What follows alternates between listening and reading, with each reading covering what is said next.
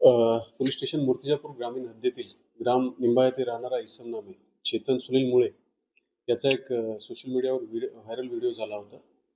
त्यामध्ये तो स्वतःच्या अंगामध्ये दैवी शक्ती असून त्या अनुषंगाने तो दरबार भरवायचा आणि लहान मुलांना कपड्यामध्ये गुंडाळून दाताने उचलून तो फिरवत असल्याचा व्हिडिओ व्हायरल झाला होता.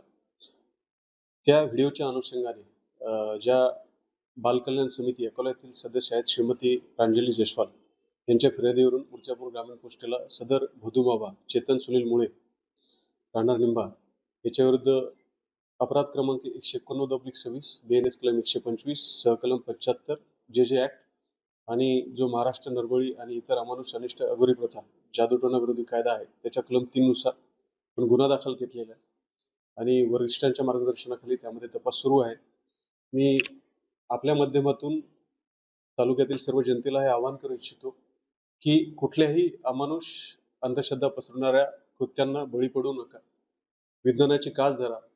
तुमच्या ज्या काही अडचणी असतील, कोणाला वैद्यकीय अडचण असेल किंवा दुसरं काही असेल तर संबंधित क्षेत्रातील तज्ज्ञांकडे जाऊन त्याबाबत वैज्ञानिक सल्ला घ्या.